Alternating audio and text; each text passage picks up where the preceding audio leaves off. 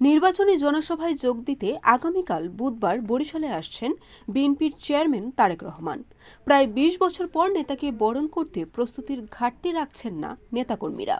তাদের প্রত্যাশা, ঐতিহাসিক বেলস পার্ক পরিণত হবে জনসমুদ্রে। জানা যায়, প্রায় ২০ বছর পর বরিশাল সফরে আসছেন তারেক রহমান। সবশেষ সফর করেছিলেন ২০০৬ সালে। তার এই সফরকে ঘিরে যেন নতুন করে প্রাণ ফিরে পেয়েছে স্থানীয় বিএনপি। এরই মধ্যে বরিশাল বিভাগীয় সমাবেশ সফল করার জন্য প্রস্তুতি সভা করা হয়েছে। জেলা ও উপজেলা পর্যায়েও একই ধরনের সভা হয়েছে। দলের শীর্ষ নেতার নির্দেশনার অপেক্ষায় রয়েছেন নেতাকর্মীরা। স্থানীয় নেতাদের দাবি, বিএনপির হাত ধরে বরিশাল বিভাগে অভূতপূর্ব উন্নয়ন হয়েছে। তারেক রহমানের নেতৃত্বে এর ধারাবাহিকতা থাকবে বলে আশা তাদের।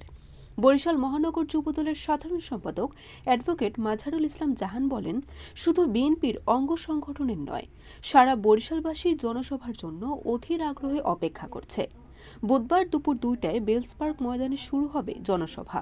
আর এই জনসভাকে জনসমুদ্রে পরিণত করতে তৃণমূল বিএনপিতে চলছে ব্যাপক তৎপরতা। এ জনসভা বরিশাল বিভাগের ২১ আসনে বিএনপির বিজয় ত্বরান্বিত করবে বলে মনে করেন বিএনপির এ নেতা।